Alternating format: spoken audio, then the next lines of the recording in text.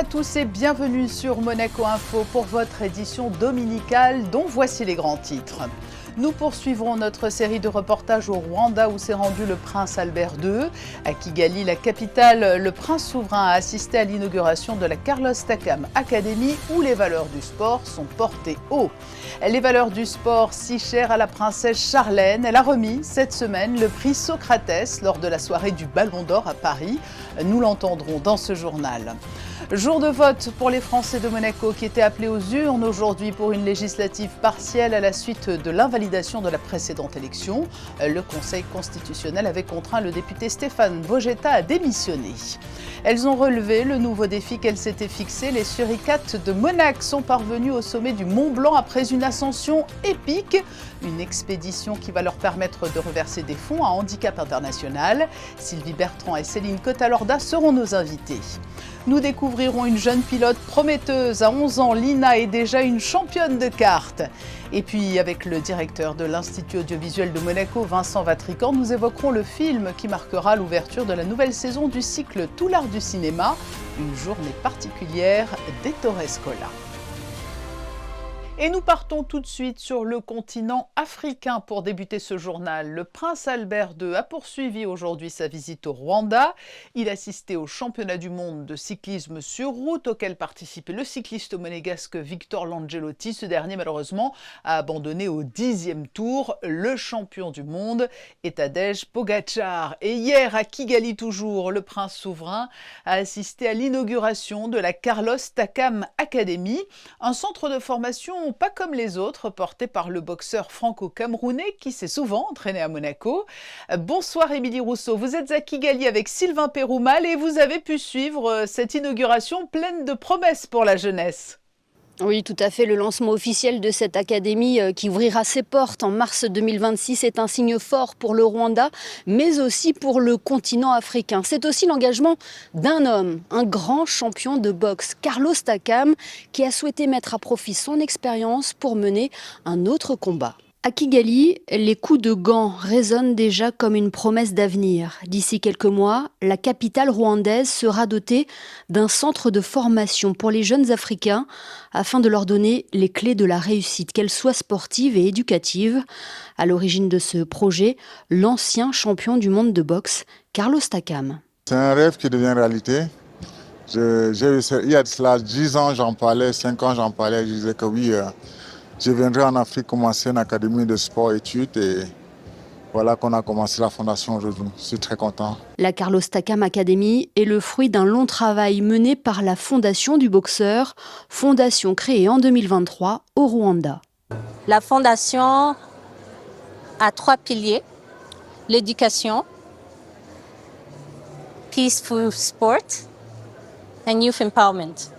Offrir une chance à ces jeunes, leur montrer qu'eux aussi, ils peuvent voir les choses en grand.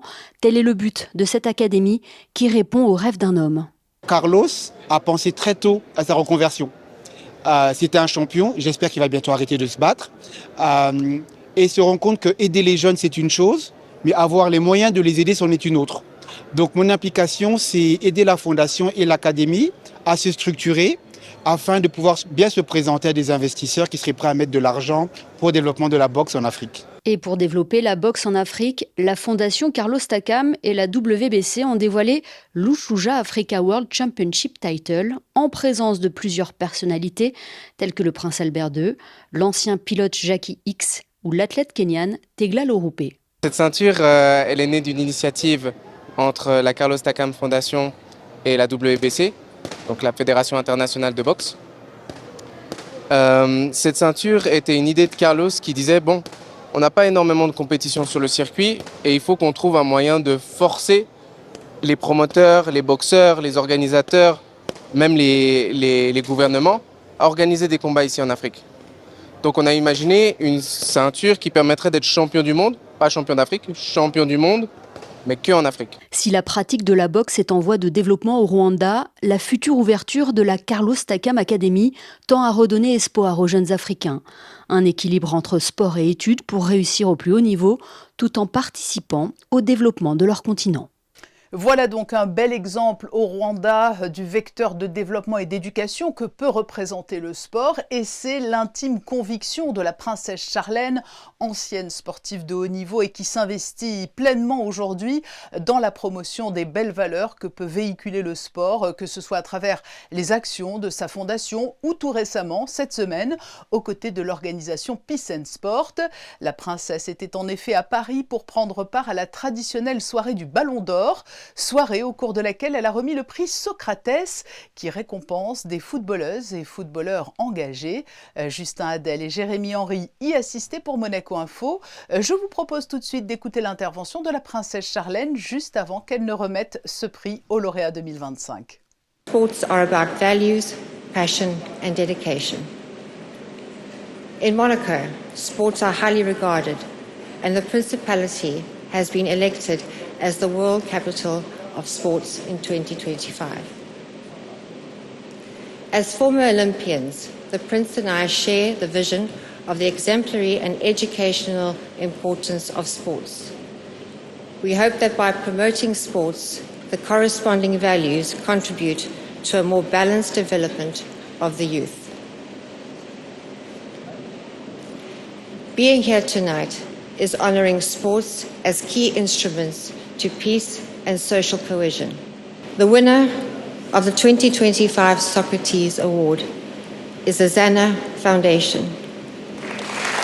En 2024, l'Espagnole Jennifer Hermoso avait remporté le prix pour son combat sur l'égalité des genres. Mais cette année, c'est la fondation créée par l'entraîneur actuel du PSG, Luis Enrique, qui est mise à l'honneur. La fondation Xana, baptisée ainsi en souvenir de sa fille décédée il y a quelques années. Une fondation engagée dans le soutien des enfants touchés par des maladies graves. Pour la responsable des champions de la paix rattachée à Peace and Sport, la princesse Charlène était la meilleure personne pour remettre ce prix. Effectivement, donc la princesse, elle incarne parfaitement les valeurs qui sont incarnées par le prix Socrates. Elle a investi de longue date, notamment en faveur de la jeunesse, de l'éducation, de la solidarité.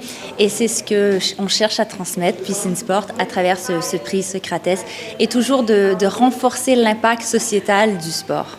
Avec elle, d'autres champions de la paix ont été conviés à la cérémonie, Peace and Sport étant le créateur du prix Socrates avec le groupe L'équipe. C'est très cool d'être ici pour représenter Peace and Sport et la paix de sport, dans la sport, au Ballon d'Or. Des sportifs pour qui l'engagement social à l'extérieur de la pratique sportive est très important. C'est important, on est des porte-parole, on est des voix et forcément le fait que nous on s'engage socialement dans l'inclusion et dans toutes ces choses-là et puis même être quelqu'un un peu d'ancré, ça permet aux jeunes de demain de pouvoir avoir une identité et de se dire ok, il n'y a pas que le sport mais il y a tout ce qui est englobé derrière. Je pense qu'on a une parole et une voix qui porte, il faut bien l'utiliser parce qu'il y a des gens qui comptent sur nous. Une voix que Peace and Sport continue de mettre en avant à travers ses champions de la paix et ses actions au quotidien. La transition est toute trouvée avec les résultats foot du week-end et la mauvaise opération de l'AS Monaco FC qui a perdu la tête du classement général du championnat de Ligue 1. Après sa défaite hier soir à Lorient, les Monégasques se sont inclinés 3-1. On votait aujourd'hui à Monaco. Les résidents français de la Principauté étaient appelés aux urnes pour une législative partielle après l'invalidation de l'élection précédente du député Stéphane Vogetta. Écoutez les explications de l'ambassadeur de France à Monaco et des électeurs qu'il a accueillis en fin de matinée aujourd'hui. Il s'agit d'une élection législative partielle suite à l'annulation du mandat de M. Vogetta pour non-ouverture dans les délais de compte de campagne. Donc c'est une élection qui est propre à la 5e circonscription des Français de l'étranger qui recouvre le Portugal, l'Espagne, Andorre, Monaco, avec le premier tour ce dimanche et un deuxième tour le 12 octobre. Voilà, donc le bureau de vote est aujourd'hui ouvert dimanche à Monaco par l'ambassade, avec évidemment aussi le soutien des autorités monégasques qui assurent la sécurité de l'ambassade. Il était possible à nos concitoyens de voter également par correspondance, c'est-à-dire par courrier, ou de voter par voie électronique. Il faut voter, il faut faire son devoir. Hein. Je pense que c'est normal, tout Français qui se respecte. Hein. Voilà, c'est tout. C'est toujours important de voter. Quoi qu'il en soit, on doit voter, c'est un devoir de citoyen et je vote. Je suis disponible, je suis là, je viens. Et les premières indications avant la fermeture des bureaux de vote laissent présager une fréquentation plutôt basse. Le deuxième tour de cette élection, vous l'avez entendu, est prévu le 12 octobre. Changement total d'environnement pour les Suricates de Monac, ce duo qui s'est lancé des défis personnels pour pouvoir parallèlement financer d'importantes causes. Après une participation au rallye des Gazelles en 2024, elles ont choisi un autre terrain de jeu, si tant est que l'expression s'y prête, puisqu'elles se sont attaquées au mythique Mont Blanc. C'était le week-end dernier. De retour à Monaco, elles sont nos invitées aujourd'hui. Bonsoir les Suricates de Monac. Bonsoir Patricia. J'ai en mémoire votre arrivée sur le littoral marocain après votre participation au rallye des Gazelles. 1 an et demi plus tard, vous vous êtes fixé ce nouveau défi que vous venez de relever. Et le moins que l'on puisse dire, c'est que vous avez placé la barre encore un peu plus haut, Céline. Oui, c'est vrai que cette année, c'était un défi et pas des moindres, faire l'ascension du Mont Blanc et par la voie historique des pionniers. C'est une voie qui n'est pas très empruntée aujourd'hui et qui est plus longue, plus dure, enfin ça on l'a découvert sur le terrain, que la voie habituelle du goûter. Et des conditions météo aussi qui ont changé. Hein. On est passé de l'été presque à l'hiver sans saison intermédiaire. Hein. Oui, c'est ça tout à fait. On peut dire qu'on a fait le Mont Blanc quasi dans des conditions hivernales, même si on a eu une bonne fenêtre météo pendant 4 jours. L'ascension finale a été assez épique et dantesque. Beaucoup de vent, du brouillard, on ne voyait rien. C'était très très dur. Alors Sylvie, est-ce que vous pouvez nous expliquer comment s'est déroulée cette expédition ? Il n'y a pas d'autre mot, c'est une expédition et cela se passe sur plusieurs jours, une ascension du Mont Blanc. Oui, jusqu'à la veille, on ne savait pas trop si on allait pouvoir monter. Notre guide nous a rassurés sur ce point. On a dû quand même prendre une journée complète pour faire la trace, puisqu'il avait neigé quelques jours auparavant. Donc pour faciliter notre ascension, on a dû prendre une journée pour monter le plus haut possible. On était pratiquement à 4000 mètres, pratiquement à 300 mètres sous le refuge intermédiaire, le refuge Valo, pour pouvoir faire notre trace et attendre le samedi dernier pour pouvoir monter dans des conditions un petit peu plus faciles, si tant est qu'on puisse dire que c'était un petit peu plus facile. Qu'est-ce qui a été le plus dur pour vous, Céline, tout d'abord, car cela a été vraiment un défi très éprouvant. Déjà, rien qu'atteindre le premier refuge qui est à 3000, c'était déjà beaucoup plus difficile que ce que j'avais imaginé. Non, tout était beaucoup plus physique et exigeant. La durée, moi, le plus dur, vraiment, c'est la durée de la journée où on est monté au sommet. On est parti à 5h du matin de notre refuge et on est rentré à 23h30 dans la nuit avec la frontale. C'était pour moi un jour sans fin, un espèce de cauchemar éveillé. Même si aujourd'hui, je le prends avec le sourire, mais sur le moment, ça a été vraiment le plus dur. Et le sommet final, les 2 heures d'ascension finale où on ne voyait pas le bout du sommet, là aussi mentalement c'était très dur. On a failli abandonner quand même, et heureusement que notre guide nous a vraiment soutenus, motivés. Et pour vous Sylvie, la difficulté elle a été mentale, physique, les deux ? Alors pour moi, je dirais que la difficulté, je l'ai découverte avec le vent. Parce que ça m'a donné un petit peu le tournis, et j'ai pas honte de le dire, parce que franchement je ne m'attendais pas à ces conditions-là. Je ne m'attendais pas non plus à réagir comme ça. Et heureusement que notre guide a su trouver les mots et a su nous encourager, parce que je pense sincèrement que sans lui, sans sa force de persuasion, on ne serait certainement pas allé au bout. C'était vraiment très très compliqué, très dur, très physique. Même si on était préparé, même si on s'est entraîné, on ne s'attendait pas à ce point, à ce que ce soit compliqué. Ce que l'on retiendra en vous entendant, Céline, c'est que ce n'est pas donné à tout le monde de gravir le Mont Blanc. Ce n'est pas une mince affaire, alors que l'on voit de plus en plus de personnes qui entreprennent cette ascension. Oui, c'est vrai qu'on a aujourd'hui un peu l'impression que n'importe qui quasiment peut faire le Mont Blanc, surtout que c'est devenu assez commercial.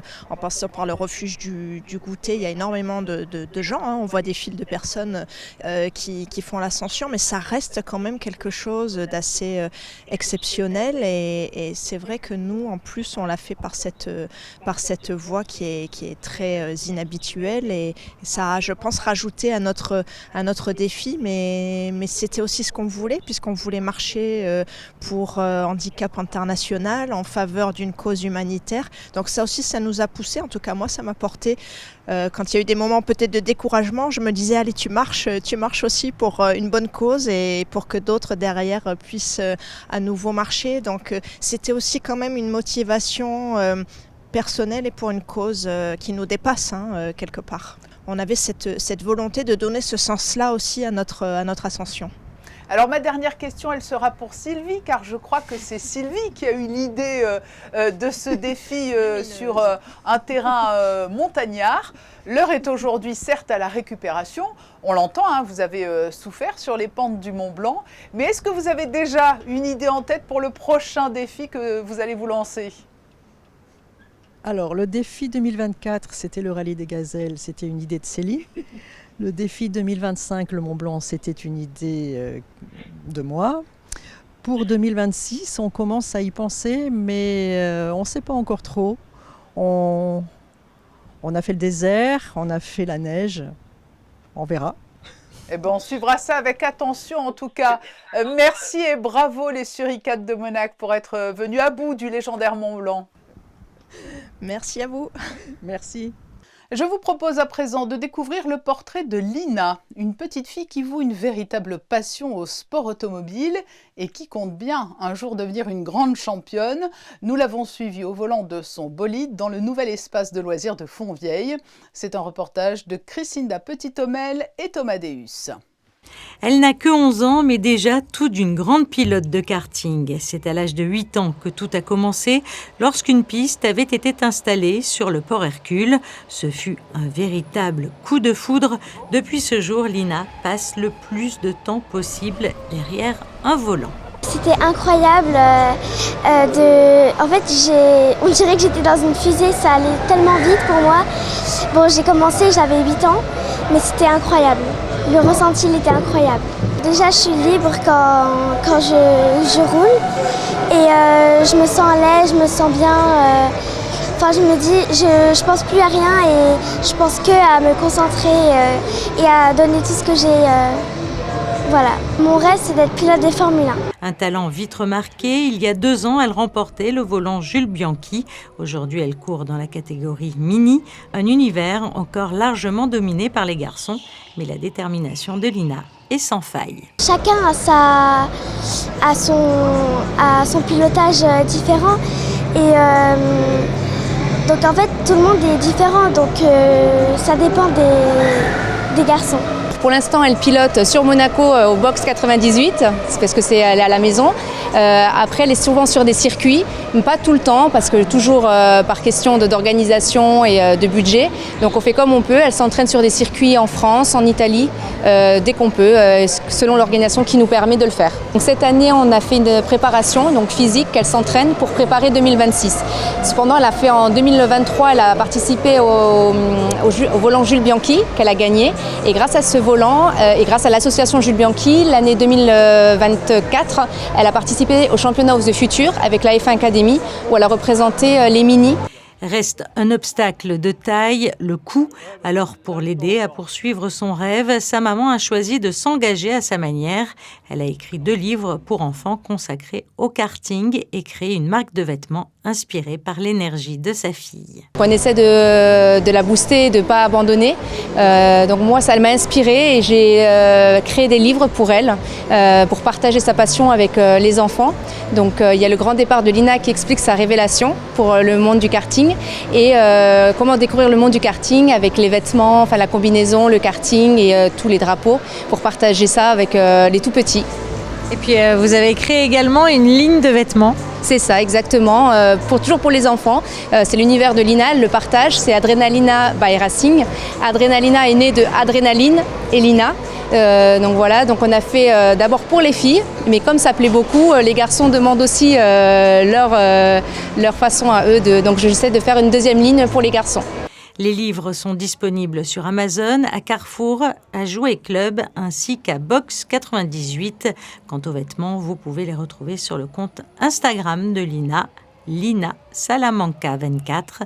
Entre passion, persévérance et créativité, Lina avance à toute vitesse vers son rêve, son ambition, continuer à progresser et pourquoi pas un jour devenir pilote de Formule 1 comme Charles Leclerc.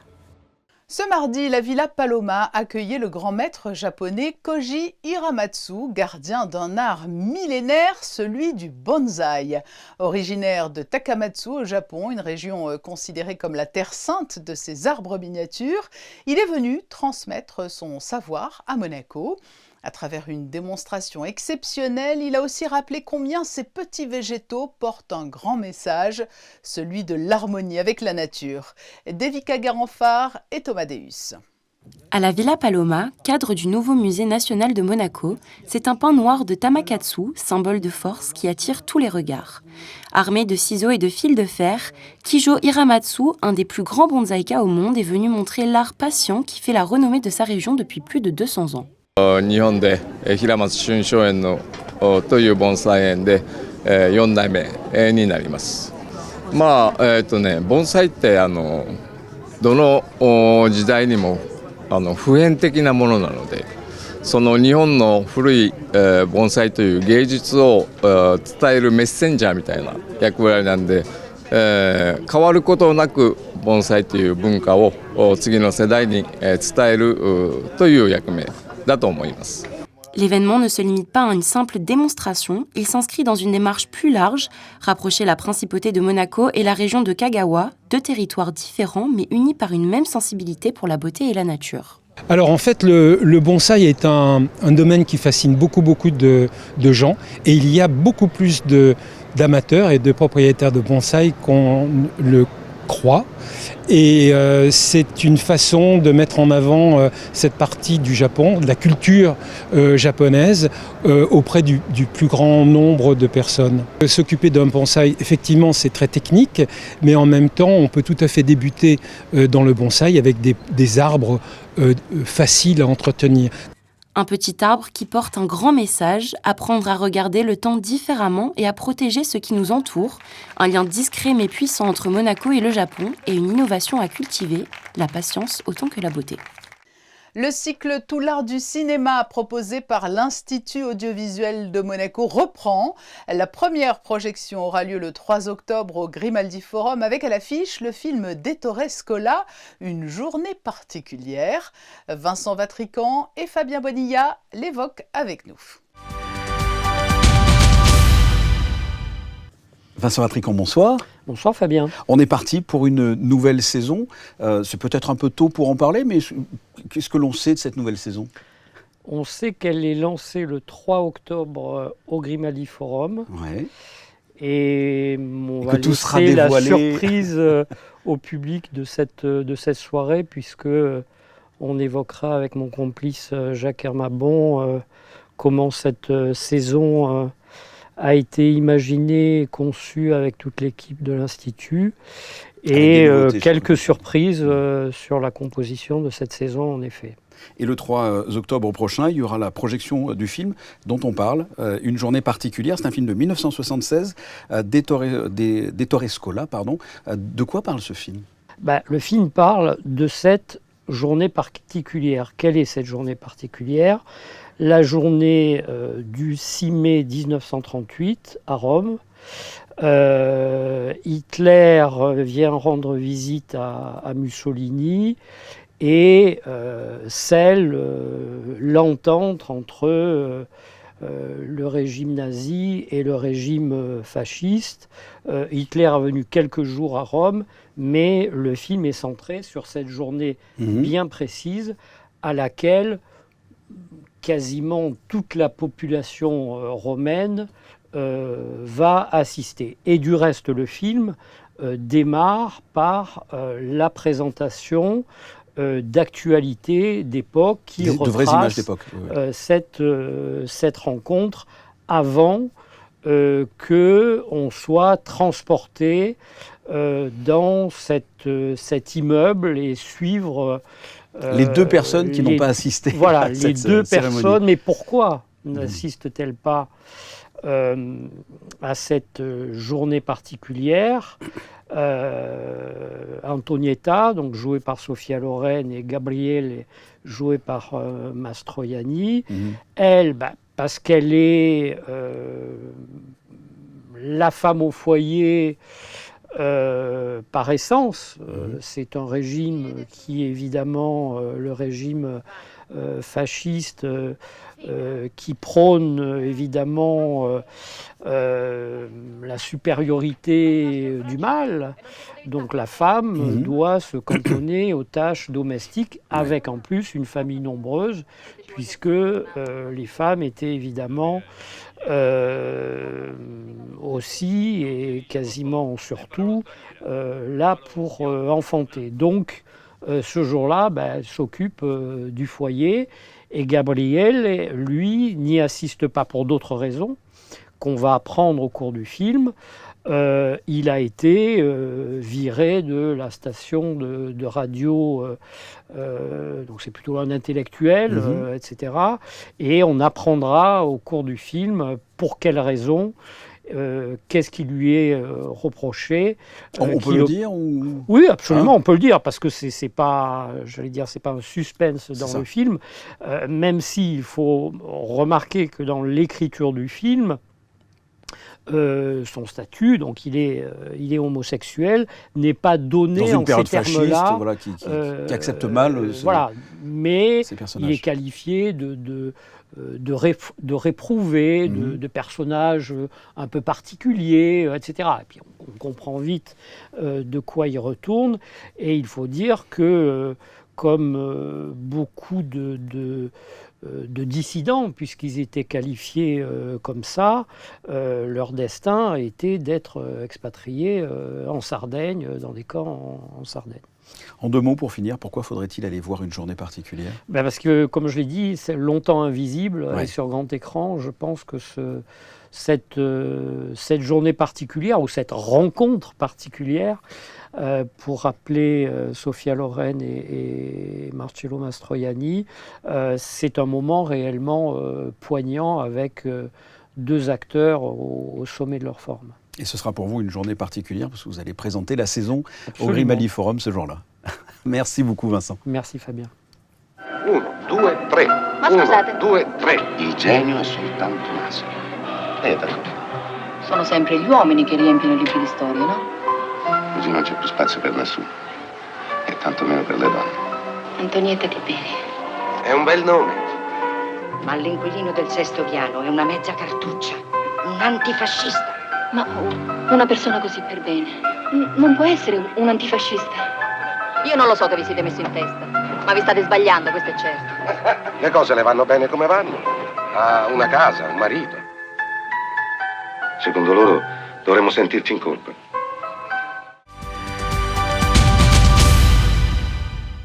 Une journée particulière le 3 octobre prochain, donc, au Grimaldi Forum. Ainsi se referme ce journal. Je vous rappelle que vous pouvez retrouver toute l'actualité de la Principauté sur nos réseaux sociaux et sur YouTube. Vous avez aussi la possibilité de découvrir ou redécouvrir les podcasts de Monaco Info. Laetitia Key, l'artiste qui joue avec ses cheveux pour réaliser de très belles créations, est l'invité de Geneviève Berti cette semaine. Dans un instant, la météo présentée par Sarah Kari. Demain à 19h, vous avez rendez-vous avec Christophe Paco pour un nouveau journal. À très bientôt, passez une belle et douce soirée.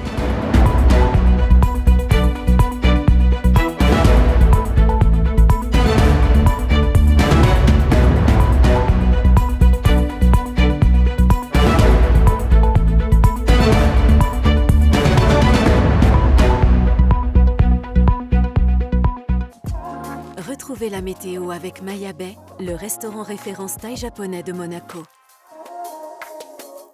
Bonsoir à toutes et à tous, j'espère que vous avez passé un agréable week-end. Et pour atténuer un peu le cafard de ce dimanche soir, bonne nouvelle, la semaine commencera sous le soleil. Demain, le ciel sera parfaitement dégagé, sans le moindre nuage, et les températures grimperont légèrement par rapport à aujourd'hui. Comptez 15 degrés au minimum et jusqu'à 22 degrés l'après-midi. Ce lundi 29 septembre, nous souhaiterons une bonne fête au Michel. C'est aussi la journée mondiale du cœur, l'occasion de sensibiliser le public et en particulier les plus jeunes aux maladies cardiovasculaires, souvent liées à l'obésité, aux mauvaises habitudes alimentaires, au tabagisme ou encore au manque d'activité physique. Belle soirée avec nous sur Monaco Info. C'était la météo avec Maya Bay, le restaurant référence thaï japonais de Monaco.